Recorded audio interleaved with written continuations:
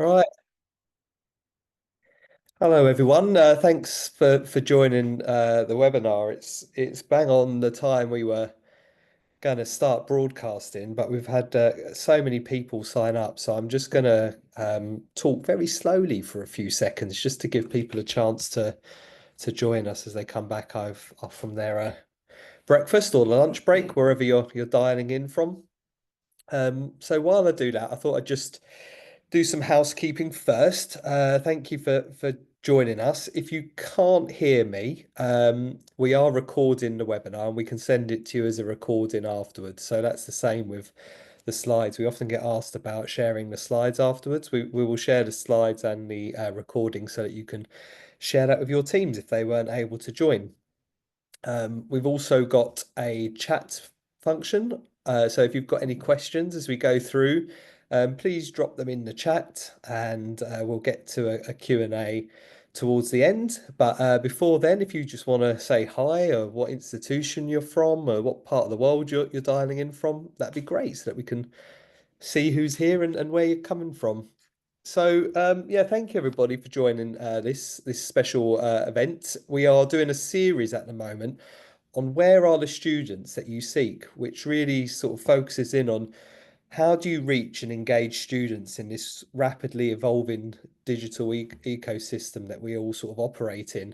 And where are this underutilized channels and media that students are spending their time, but perhaps universities and colleges aren't currently including in their media plans, or perhaps don't feel brave enough to try something new or something different.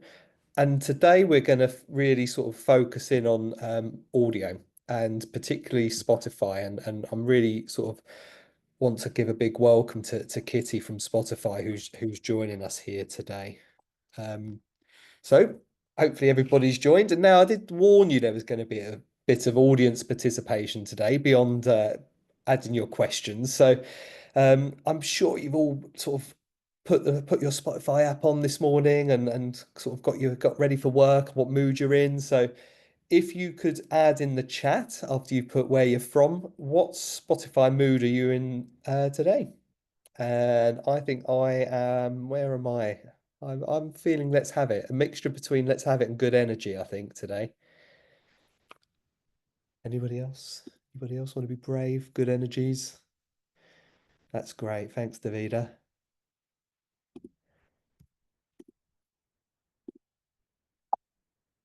Look, I got too excited looking at what mood people were in. All right, we'll keep them coming. So yeah, just a quick intro for everybody. My name's Richard Campbell. I'm the marketing director at Net Natives, and I help marketing leaders and enrollment leads in their institutions help solve their marketing and enrollment challenges. You'll hear my voice least of all today, so I'm going to quickly pass over to let's go with Scarlett to introduce herself. Hi everyone, I work in the biddable media team and a biddable media analyst at Net Natives, and later on today I'm going to be speaking with Kitty from Spotify about Spotify and how we can really tap into those attentive seconds with our potential students and potential audience members. Great. Go on, Kitty, don't be shy. And hi. Wasn't sure if it was my turn. My name's Kitty. Lovely to be here, everyone. Thank you so much for welcoming me on this webinar. I've been working with the wonderful Net Natives team for, I think, about 2 years now. And essentially, my responsibility is to ensure that they are meeting all of their wonderful education clients' goals through Spotify advertising. So really looking forward to taking you through all things Spotify today, and looking forward to some great questions at the end as well.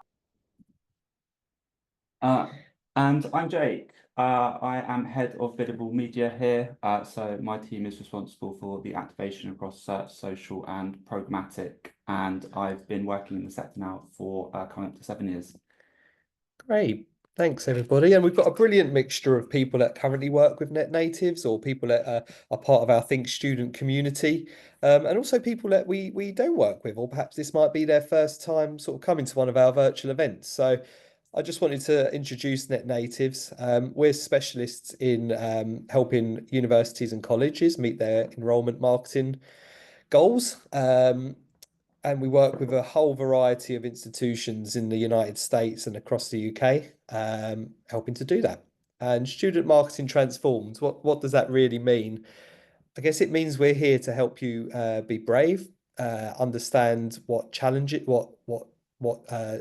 you can meet, where you can find your students, and to really we're really here to be a partner that you can lean on or lean in to help you do that. And so over to Jake to sort of really get into it. Thank you, Rich. So to set the scene a little bit, I'm going to cover over a few slides before we get into all the good stuff with Spotify and audio ads. So I first want to set the scene a little bit by talking about the erosion of advertising stability. It's no secret that Google and Meta have been fundamental channels for campaigns utilizing paid search and social. However, with the ever-changing environment, we shouldn't always be relying on channels that have worked well in the past.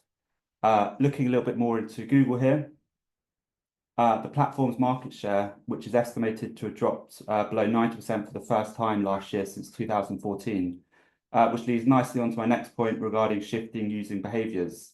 Consumers are increasingly using diverse search tools. One example is ChatGPT, which has recently entered the search engine market and has already achieved almost a 5% market share. My next point is on visual platforms, which are well established for specific search needs, which we've started to see with TikTok. A study found that 72% of Gen Z use TikTok as a search engine.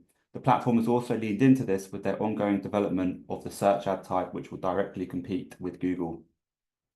On the social side, we see some changes on Meta, which may encourage you to break away from the comfort zone a little bit. Firstly, at the end of January, Meta removed the ability to add detailed interest exclusions.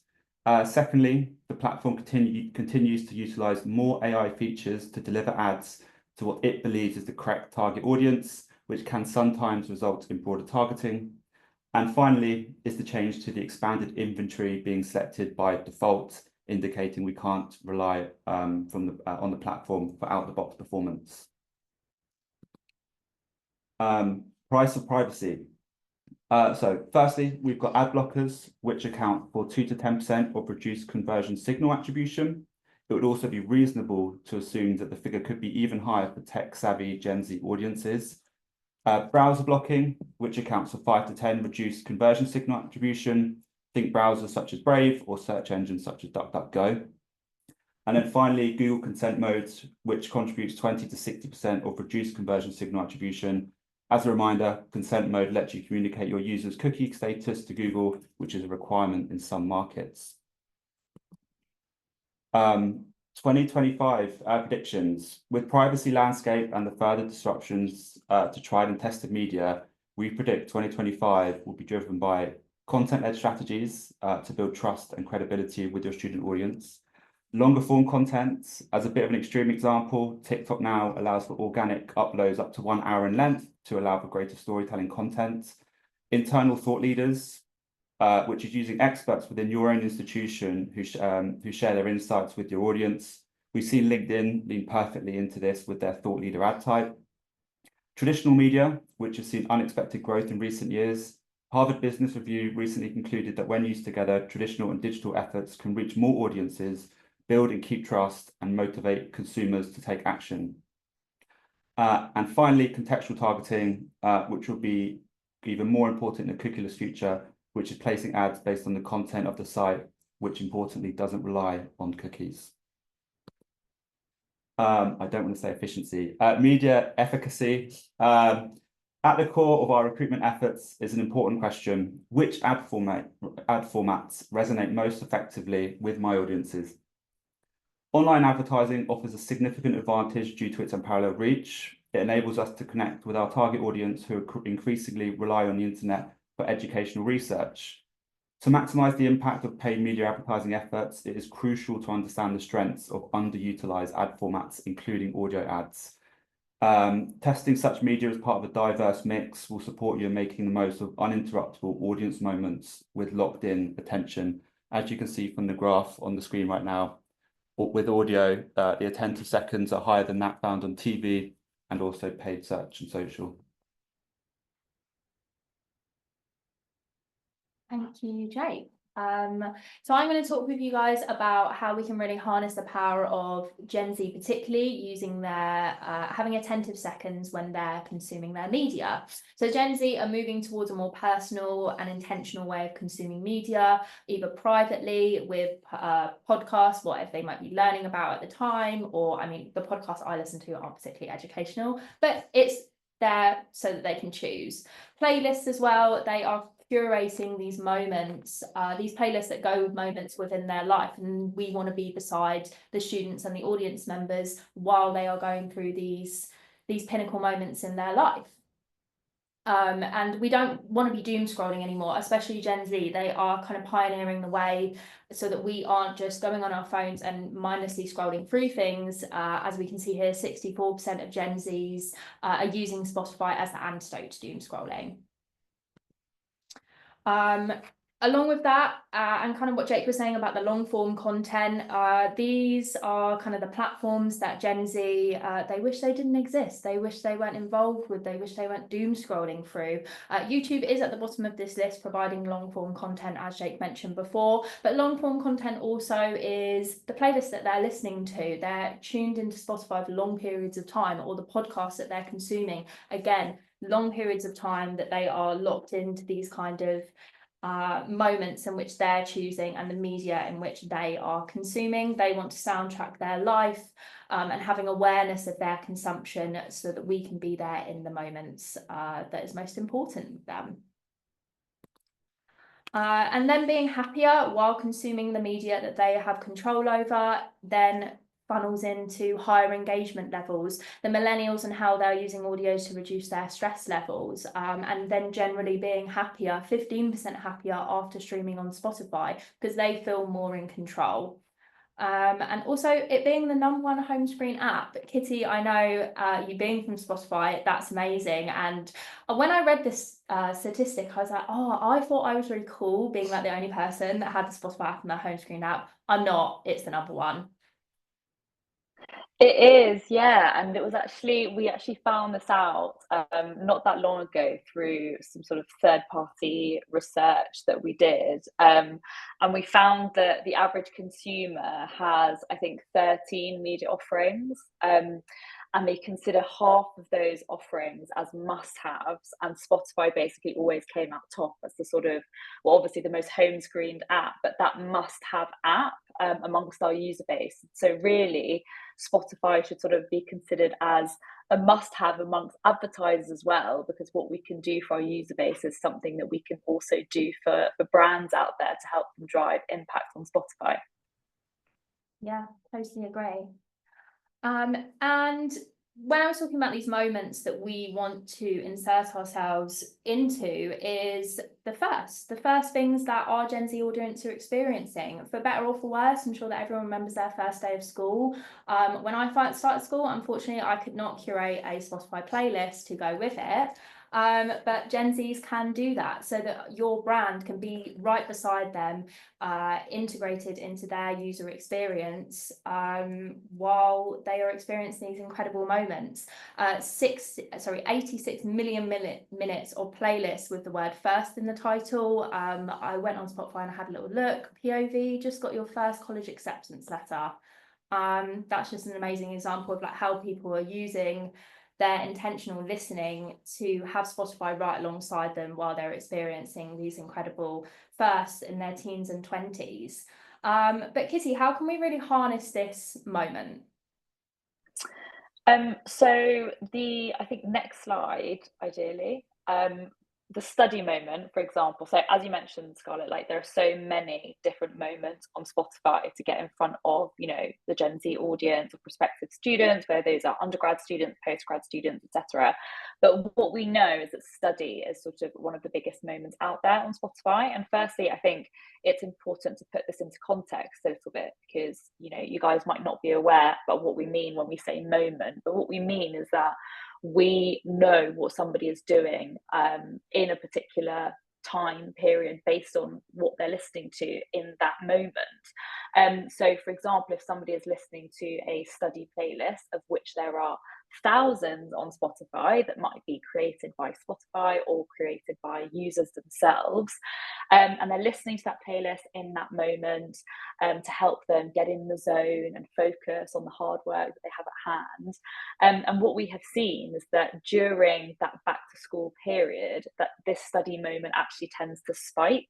And so what this means for advertisers, obviously, increase inventory to tap into, increase opportunity for brands in the education sector to get in front of their target audience in a moment that is really relevant and that really matters to them. And so tapping into this particular moment comes with its own benefits. So one being an increase in ad recall, for example. We know that listening while studying leads to a 4.4 times better ad recall. And there's also a creative opportunity for brands as well, because if brands are actually able to acknowledge a specific moment or setting, such as the study moment, with their creative messaging, they can really align to the tone of that moment, i.e., not detract that user from their focus and study time, but actually help to boost results. And one of those results being, ad recall.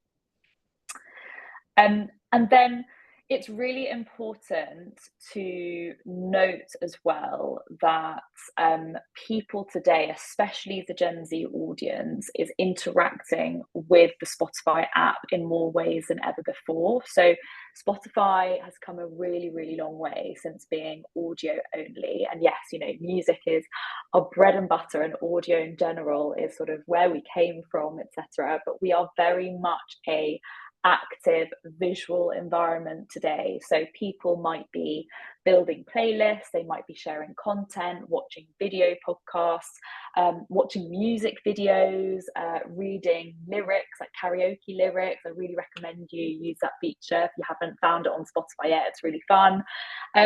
But as a business, we continue to increase these visual moments and provide brands with even more opportunities to get in front of their target audience, basically. And there's this amazing stat, which is actually that video consumption as a whole amongst that Gen Z audience has actually grown 81% year over year, which is absolutely insane. So now really is the time to be investing in visual opportunities, and especially video, when planning your campaigns with Spotify. And we continue to build different formats that you're able to leverage. And these are formats that basically are able to sort of seamlessly integrate into all of our native content. So they're the perfect formats for those screenless moments, so the moments when people aren't looking at the Spotify app, but also the engage moments when the app is completely in view. So on Spotify, all advertising is clickable. So the user can always take action and be led to the landing page of your choice. Even with audio ads, there's always a call to action button. But you can really sort of boost engagement and intent of audio ads with a canvas asset, which is the second phone there, in your audio campaign. So if, for example, somebody's listening to your ad, but their screen is in view, they could see the canvas asset, which is a static vertical image or a looping video, and this will help to increase engagement as well as, immerse the user and really get the brand, front and center of that for that user. And we also offer video. So video can be served in stream, so every few songs, they're served sound on, they're non-skippable. They can be vertical or horizontal, so anything you're running on other channels like YouTube or TikTok, for example, you can really easily repurpose those on Spotify. And we also have videos that play sound off, which are called opt-in videos. So the screen on the right there, and these are videos that basically play when a user is listening to music, but with their app in view. And because they're played sound off, and it's actually the user who decides whether they want to watch your video in full with the sound on and cut out their music session. And by giving sort of the power of advertising to the user, we're able to drive the highest quality engagement to site. So we're designing all of these formats that seamlessly integrate into our content and providing more moments to get in front of the target audiences for brands out there. And Clients should never ever sort of feel blocked at a creative level. So as I mentioned just now, it's so easy to repurpose video content on Spotify. We can host all of the same video content you're running on other channels. Consider us that added touch point, that extra, added frequency. It's very likely that somebody is on both TikTok and Spotify, or on YouTube and Spotify, for example. But when it comes to audio advertising, it might be a bit of a daunting prospect if you've never tapped into the audio world before. You might think, oh gosh, where do I even start with audio production? How do I get hold of a voice actor? It's going to be really time consuming. Well, Spotify can actually take that off your hands. We can actually produce professional audio ads for you at no extra cost, and this takes 24 hours. So it's very, very quick. We use professional voice actors, and we can actually script write for you as well if you don't have the time or energy to be writing scripts for audio ads either. And then really excitingly, we're exploring AI currently as well to make this whole process even higher quality and more efficient for brands as well. So that is coming soon. And when it comes to measurement, because obviously it's really important to understand, how campaigns have performed on Spotify, we as a business, we've always been sort of experts in brand awareness since the beginning of time, but now we can actually also help you to maximize on the funnel so that you can understand how prospects are taking action on your landing pages and on your website as a whole. So thanks to the Spotify Pixel, which went live in the last year, it was very exciting when we launched this feature. You can actually start attributing, conversions like signups, for example, to Spotify. And I think you had something to say here, Scarlett.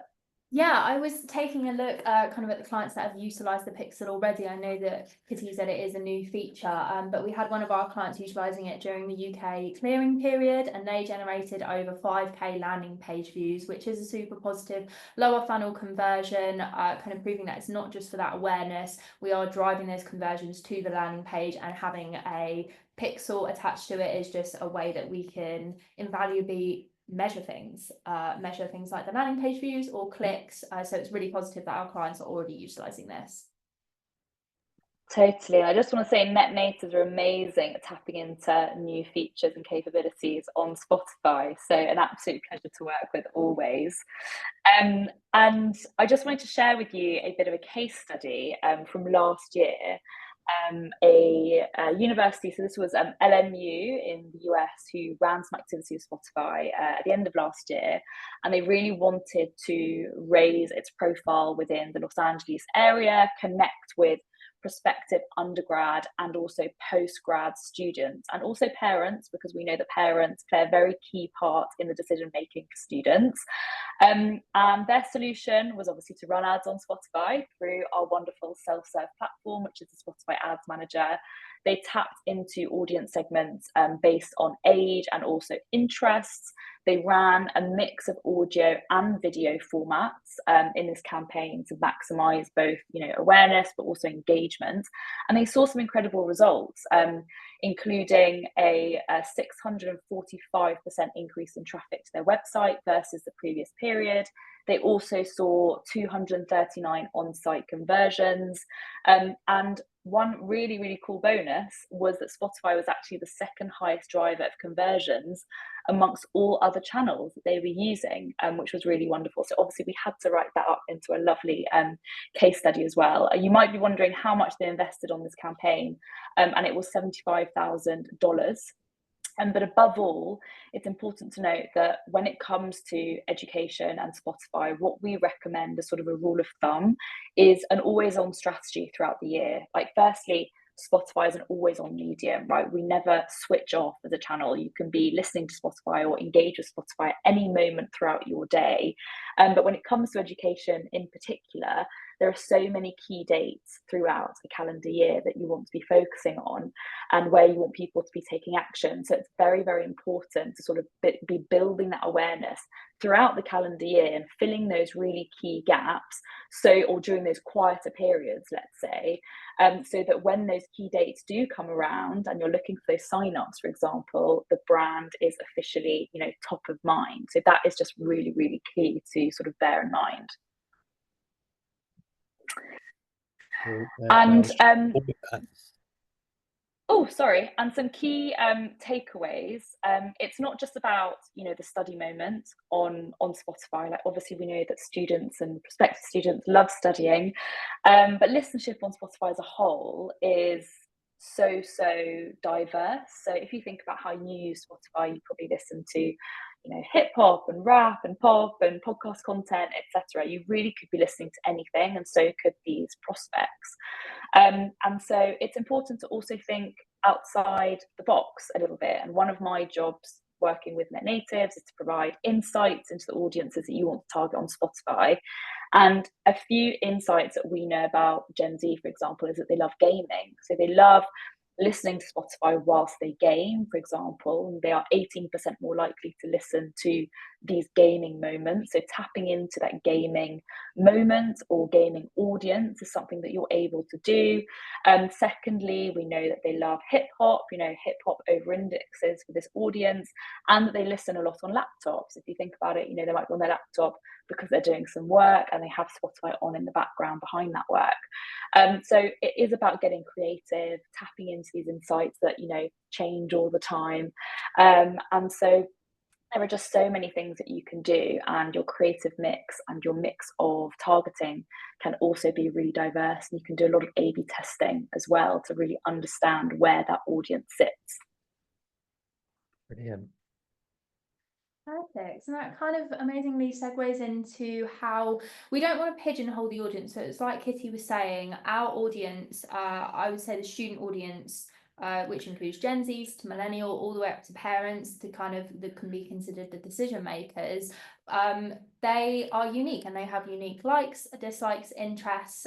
So it's about really kind of utilizing and tapping into what our audience are doing at the time, utilizing that contextual targeting that is very unique to Spotify, via playlists, via podcasts, via the keywords like firsts, which are people are using in their playlists, all the way through, like I was saying, to the parent audience, and how they are consuming their media, but essentially they all do exist on Spotify, and that's how we can then tap in to our student audience, which we kind of in higher education have the privilege of being there in those moments, whether it's huge life moments, like I was saying, for first day of school, or just them going to the gym, or just them doing washing up, but we can be there within their life moments.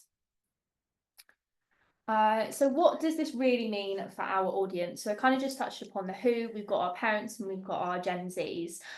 So when I was kind of looking over the amazing campaigns that we have run throughout the years, one of our clients did do a parents brand campaign on Spotify, which generated a reach of over 750k, which is just incredible. It just shows the true volume of how many people we can be reaching with this contextual targeting and utilizing audio and video on Spotify.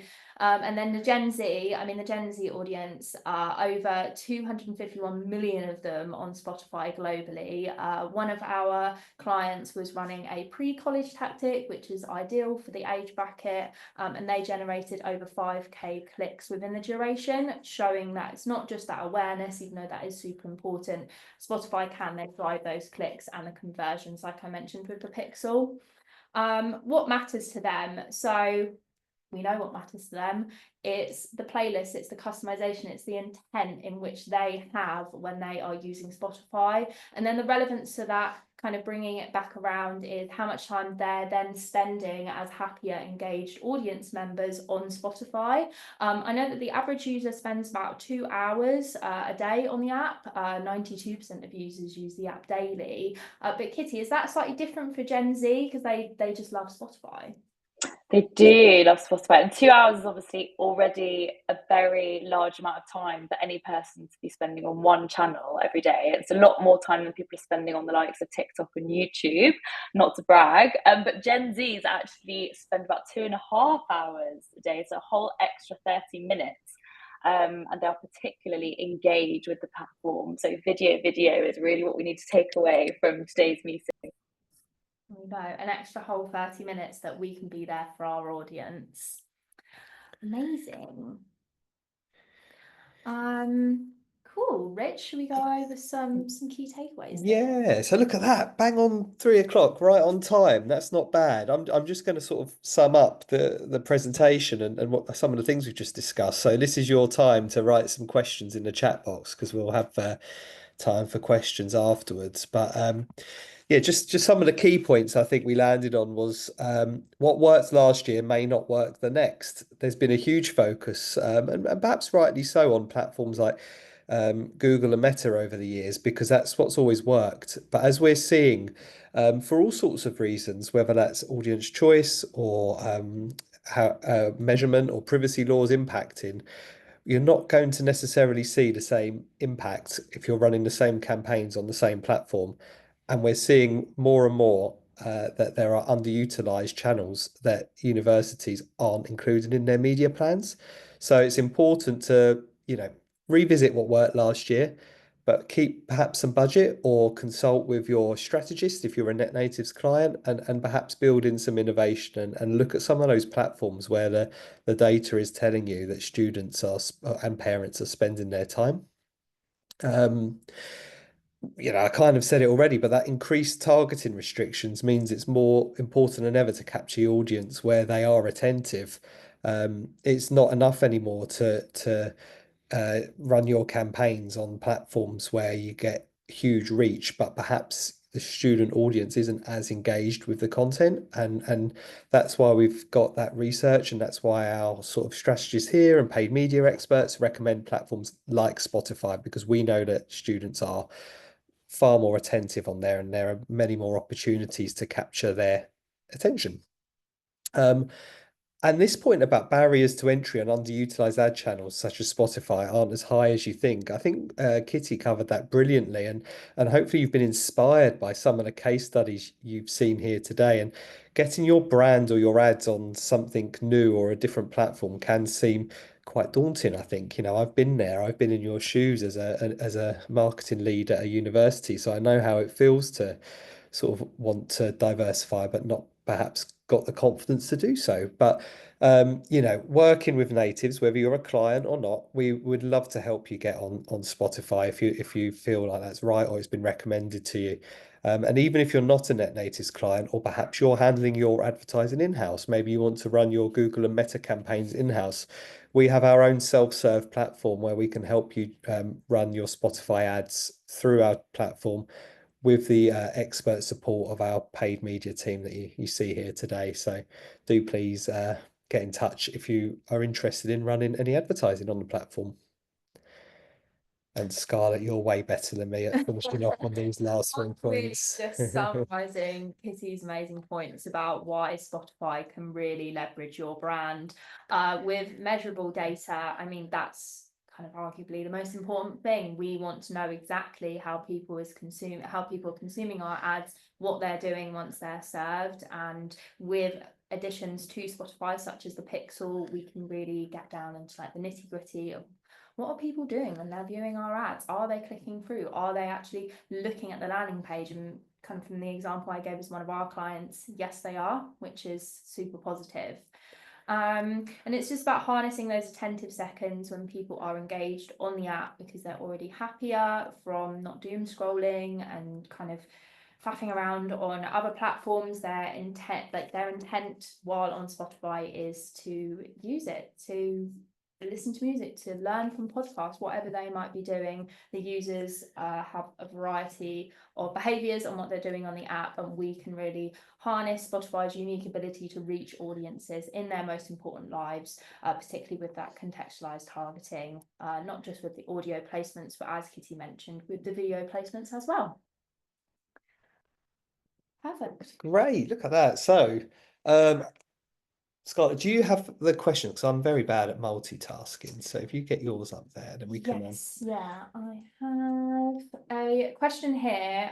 Probably a question that a lot of people are thinking, which is how many people are truly using the ad-supported tier of Spotify, because we all know they have a paid tier which does not provide ads, or they have that ad supported tier which is free. So in total they have 640 million monthly active users, and 402 million of those are ad supported, which is actually 62%, so way over half.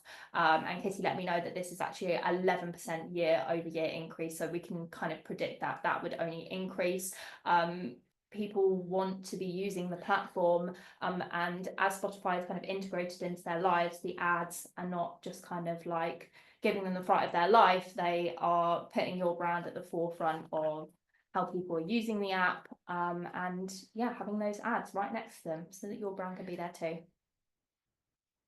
Right. Amazing. That was kind of my question. There any more? Yeah, shall I throw some good? Yeah. I'm going to save one for the end, but uh, I think this might be for Kitty or Scarlett. You mentioned that you can target themes. Is this additional targeting, or is it tested against demographic targeting to see which works best, or do they work alongside one another? Kitty, do you have a little bit more information on that? Themes. What do you mean exactly by themes, Faith? Is that the interest targeting that we covered, or is this based on music genre? I just want to make sure I'm answering the question if Faith is still on the line. Oh, like the student study listening. So the studying is based off of playlist listening. So all based on sort of keywords that are in those playlists. So we know that somebody's listening to a study playlist within that moment. And so you can overlay demographic targeting as well. Or you can do sort of like either demo targeting and then, or you could target in a separate ad set, the study moment, for example, and you could compare results from both of those ad sets. Or you can overlay both basically and sort of narrow down on that audience and make it a bit niche. Does that answer your question? Perfect. Phew. Right. Oh, this is quite interesting. I don't know again if we would have the answer to this, but are there markets other than US, UK where Spotify usage is particularly high from your experience? Not off the top of my head. I think this changes all the time. I mean, of course, I'm going to say, you know, Spotify usage is high in every single market. I work primarily in the UK market, so the insights that I can provide are primarily for that market, and also the US, obviously, when doing work in the US. But if you're interested in a particular market to understand, you know, audience breakdown and consumption and listening habits, for example, and those insights, so you can definitely get in front of the right audience in that particular market, that is something that we can dig out for you. But one standing out in particular, I'm not sure, I'm afraid. And Kitty, I got one final question for you. I think we won't have time for any more, so thank you everybody that submitted questions, but we'll get back to you with afterwards. You know, we've got all these questions logged and we'll answer them. Paul, I've seen you've dropped quite a few. Kitty, I hope you answer this in the way I hope you will, but do you have any recommendations for an agency that has mastery over Spotify marketing for enrollment marketing? Oh, that's a really, really tough question, actually, Rich. Obviously, Net Natives, probably the best agency that I work with in this vertical. So you're all in really, really safe hands. So please do get in touch soon, so that we can do some great work together and drive some impact on Spotify. Brilliant, thank you. I can promise everybody who's on that chat channel that that isn't someone who works here or my mum leaving a question. So really genuinely. I haven't been paid to say that. Yeah, exactly. Yeah, I just wanted to say a big thank you to everyone for joining this. There was a huge amount of interest, and it's actually part of a series where we're going to be focusing on other underutilized media. So over the coming months, we're going to be looking at programmatic display, CTV and television, and all kinds of different channels where you can get your university brand on and diversify that mix. I just want to say a huge thank you to Kitty for joining us from Spotify in this global webinar. She's dialed in from South Africa to our global audience of people listening in from America and Europe and the UK. So a big thank you to Kitty and big thank you to everyone for joining us. Like I said at the beginning of the webinar, we're going to package this up and send it to you. It will be available on our website on demand. So please do, if you've enjoyed the content, please do share it, and keep your eyes peeled for our next event, which will be in a couple of weeks' time. So that's it from us. Thank you and have a brilliant rest of your day.